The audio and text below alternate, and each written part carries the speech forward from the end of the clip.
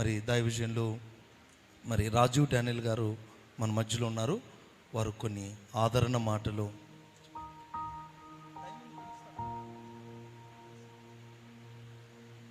దయచేసి ఈ సమయంలో దైవజనులు రాజు డానియల్ అన్న గారు ఉన్నారు. వారు కొన్ని ఆదరణ మాటలు తెలియజేస్తారు.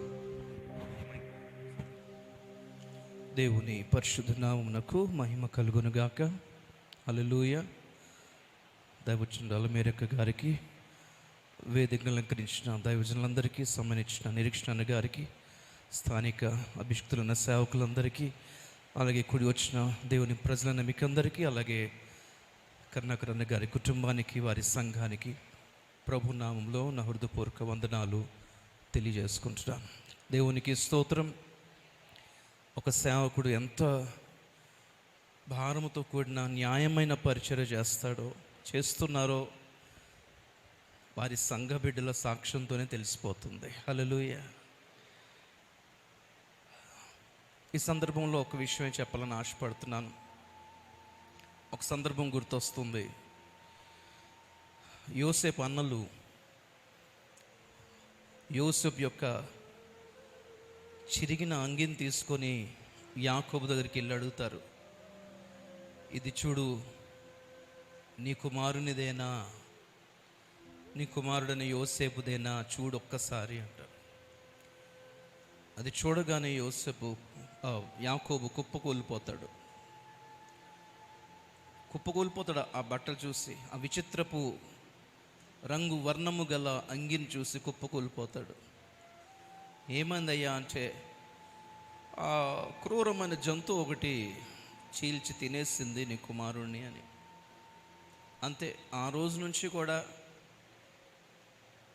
కొన్ని సంవత్సరాలు మరి యాకోబు నవ్వాడో లేదో తెలియదు, తిన్నాడో లేదో తెలియదు, ఇంకెవరి మొహం చూసాడో లేదో కూడా తెలియదు. వాక్యం ఏం చెప్తుందంటే, బ్రతికొండగానే యాకోబు తన సమాధిని తొలిపించుకుని ఉంచుకున్నాడంట. ఏమోనండి, నేను చచ్చిపోయే టైంకి నా సమాధి తవ్వడానికి కూడా నా ఇంట్లో ఎవరు ఉండరేమో అనుకొని ముందుగానే తవ్వించి పెట్టుకున్నాడంట. అలాగా విషాదముగా శోక సముద్రంలో మునిగిపోయి జీవితం జీవిస్తూ ఉండేవాడు.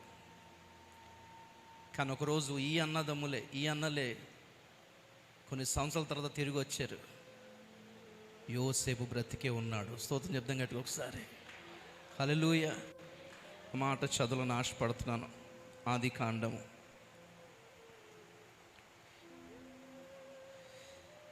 45వ అధ్యాయం మొత్తం అసలు చాలా ఆశ్చర్యకరమైన, యాకోబుకి ఎనలేని సంతోషం కలుగచేసే అధ్యాయం. అంత చదవలేం కానీ 45వ అధ్యాయము 8-9 వచనాలు చదువుతున్నాను, గమనించండి. కాబట్టి దేవుడే గాని మీరు నన్ను ఇక్కడికి పంపలేదు. ఆయన నన్ను ఫరోకు తండ్రిగాను, అతని ఇంటి వారికి అందరికీ ప్రభువుగాను, ఐగుప్తు దేశమంతటి మీద ఏలికగాను నియమించాను. మీరు త్వరగా నా తండ్రి యొద్దకు వెళ్ళి అతనితో, నీ కుమారుడిన యోసేపు దేవుడు నన్ను ఐగుప్తు దేశమంతటికి ప్రభువుగా నియమించెను, నా యొద్దకు రమ్ము, అక్కడ ఉండవద్దు, నువ్వు గోషెను దేశమందు నివసించదవు. అప్పుడు నీవును, నీ పిల్లలను, నీ పిల్లల పిల్లలను, నీ గొర్రెల మందలను, నీ పశువులను, నీకు కలిగిన యావత్తును నాకు సమీపముగా ఉండును. 18వ వచనం చదువుతున్నాను. మీ తండ్రిని, మీ ఇంటి వారిని వెంటబెట్టుకొని నా యొద్దకు రండి. ఐగుప్తు దేశమందలి మంచి వస్తువులను మీకు ఇచ్చేదను. ఈ దేశం యొక్క సారము మీరు అనుభవించెదరు. చివరిగా 26వ వచనం చదువుతున్నాను. యోసేపు ఇంకా బ్రతికి ఉండి ఐగుప్తు దేశమంతటిని ఏలుచున్నాడని అతనికి యాకోబుకు తెలియజేసిరి. అయితే అతడు వారి మాట నమ్మలేదు గనక అతడు నిశ్చేష్టుడాయను. అప్పుడు వారు యోసేపు తమతో చెప్పిన మాటలన్నిటినీ అతనితో చెప్పిరి. అతడు తన్ను ఎక్కించుకొని పోవుటకు యోసేపు పంపిన బండ్లను చూచినప్పుడు వారి తండ్రి అయిన యాకోబు ప్రాణము తెప్పరిల్లెను. దేవునికి స్తోత్రం. గొప్ప శ్రేష్టమైన దైవజనులు కరుణాకర్ అన్న. ఇక్కడి ముగింపు చూడకండి, అక్కడ మహిమను చూద్దాం. వారు లేకపోయినా వారు పొందిన పరిశుద్ధాత్ముడు ఇక్కడే ఉన్నాడు. దేవునికి స్తోత్రం.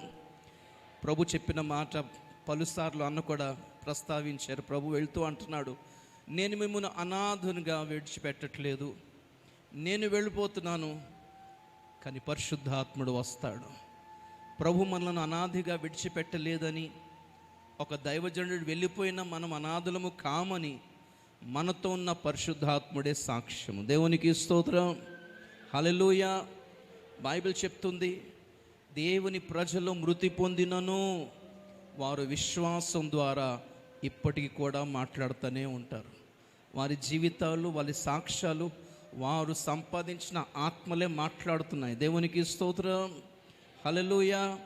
యోసేపు ఐగుప్తులో ఒక మహిమకరమైన శ్రేష్టమైన స్థానంలో ఉన్నాడు. కానీ ఈ రోజున మన దైవజనులందరూ కూడా పరలోకంలో శ్రేష్టమైన మహిమలో ఉన్నారు. వారు తన సేవకులను పంపించి పరిశుద్ధాత్మ ద్వారా మాట్లాడుతున్నాడు. మీరు బాధపడకండి, మనం అందరం అక్కడికే వెళ్దాం, అక్కడే ప్రభుతో కూడా నిత్యము సంతోషంగా గడుపుతాం. దేవునికి స్తోత్రం. ఈ ఆదరణ మాటతో ఒక చిన్న హెచ్చరిక మాట కూడా చెప్పాలని ఆశపడుతున్నాను. దయచేసి హెచ్చరిక అంటే వేరే విధంగా అనుకునేరు. సేవకులు మరియు వారి వాహనాలు. నేను తరచుగా నా ఫ్రెండ్స్ ఉన్నారు సేవకులు, వాళ్ళతో ప్రయాణం చేస్తున్నప్పుడు కూడా గమనించింది ఏంటంటే, డ్రైవింగ్లో ప్రతిసారి కూడా ప్రతి కాల్ని లిఫ్ట్ చేసి మాట్లాడుతున్నారు. విశ్వాసులు, సంఘము అంటే వాళ్ళకి ఎంత ప్రాణమో దీంతో అర్థమైపోతుంది. కానీ దయచేసి ప్రాణాల మీద తెచ్చుకోకండి. ఒక క్షణం ఆగి, లేకపోతే తర్వాత మాట్లాడుతానని చెప్పండి. డ్రైవింగ్లో ఉన్నాను, తర్వాత మాట్లాడుతానని చెప్పండి. పాటల కోసం, అన్నిటి కోసం ఇయర్ ఫోను, హెడ్ ఫోన్స్ పెట్టుకుంటాం. కానీ డ్రైవింగ్లో కాల్ మాత్రం ఖచ్చితంగా మొబైల్ ఎత్తే మాట్లాడడం నేను గమనించాను. చాలాసార్లు నా తోటి సేవకుల్ని నేను గద్దిస్తూ ఉంటాను, కోపడిపోతాను ఒక్కోసారి. అయితే బైక్ మీద కూడా చాలామంది సేవకులు ఫోన్ ఇక్కడ పెట్టుకొని విశ్వాసుల ఫోన్కి ప్రార్థన కూడా చేసేస్తారు డ్రైవింగ్లో. ఇంత రిస్క్ తీసుకోకండి దయచేసి. ఎందుకంటే బ్రతికొండి చేయాల్సిన సేవ ఇంకా చాలా ముందుకు ఉంది. ప్రభు రాకడ ఆలస్యమైతే మన పరిస్థితి ఏంటంటే, మనం ఇంత సేవ చేసి సరైన వారసులు కూడా తయారు చేయటం లేదు. అలాంటప్పుడు మన ఆరోగ్యము మనం కాపాడుకోవాలి. దుష్టుడు ఎప్పటికీ పొంచి ఉంటాడు. ఎంత గొప్ప ప్రార్థనా పరులమైనా ఖచ్చితంగా పోన్లే, దేవునికి స్తోత్రం, దేవుడు చూసుకుంటాడు, కాపాడుకుంటాడు అనే భావన మనకున్న, దుష్టుడు ఏదో ఒక అవకాశం కోసం 24 గంటలు పొంచి ఉంటాడన్న సంగతి గుర్తుపెట్టుకుందాం. దేవుని సేవకులు ఎలా మరణించినా మహిమగల స్థానానికే వెళ్తారు. దాని విషయంలో మనకి కంగారేం లేదు. కానీ ఇంకా కొంచెం జాగ్రత్త వహించి ఉంటే గనక ఇంకో గొప్ప సేవ చేయాల్సిన వాళ్ళు చాలామంది మన కళ్ళ ముందు నుంచే వెళ్ళిపోయారు. సేవకులందరికీ విజ్ఞప్తి, ఆరోగ్యాన్ని కాపాడుకోండి, డ్రైవింగ్లో జాగ్రత్త పడండి. వీలైనంత వరకు సేవకులు డ్రైవింగ్ చేయకుండా ఉంటేనే మంచిది. ఎవరైనా డ్రైవింగ్ కోసం పెట్టుకోండి. ఎందుకంటే డ్రైవింగ్ చేస్తుండగా వాక్య ధ్యానం చేస్తుంటాం, ఒక్కోసారి డ్రైవింగ్ చేస్తుండగా ఏదో వాక్యం వింటుంటాం, సడన్గా ఫోన్ వస్తే విశ్వాసులు ప్రార్థన అంటారు. ఆ విశ్వాసులు కూడా మరేంటో కానీ డ్రైవింగ్ చేస్తున్నామంటే ఆగరు. మళ్ళీ ఆయిగారు పర్లేదు ప్రార్థన చేసేయండి అంటారు.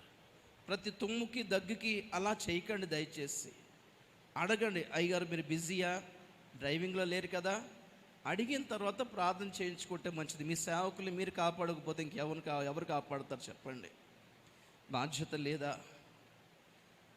ఎంతో ఘోరమైన విషయాలు మనం చూస్తున్నాం. దేవుడు ఉన్నాడు, పరిశుద్ధాత్ముడు ఉన్నాడు. సంఘాన్ని దేవుడైతే విడిచిపెట్టాడో సేవకులు అందరూ ఉన్నారు. కానీ సేవకులందరికీ విజ్ఞప్తి, డ్రైవింగ్లో జాగ్రత్త, ఫోన్స్తో జాగ్రత్త. మరి ముఖ్యంగా విశ్వాసులు మీరు కూడా ప్రార్థన చేయండి, సేవకులందరికీ క్షేమం కలగాలి. అందరం కలిసి సమాధానంగా సంతోషంగా ప్రభు రాకడలో ఎత్తబడాలి. మరొకసారి మనం అన్నను చూడబోతున్నాం, ప్రభువుని చూడబోతున్నాం, తిరిగి కలుసుకోబోతున్నాం. ఈ నిరీక్షణ ప్రభు వలన మనకి కలిగినందుకు దేవునికి స్తోత్రం కలిగిన గాక. ప్రభు కుటుంబాన్ని, సంఘాన్ని, పరిచయం అంతటిని కూడా ఆదరించిన గాక. దేవుడి మాటలు దీవించిన గాక. దైవ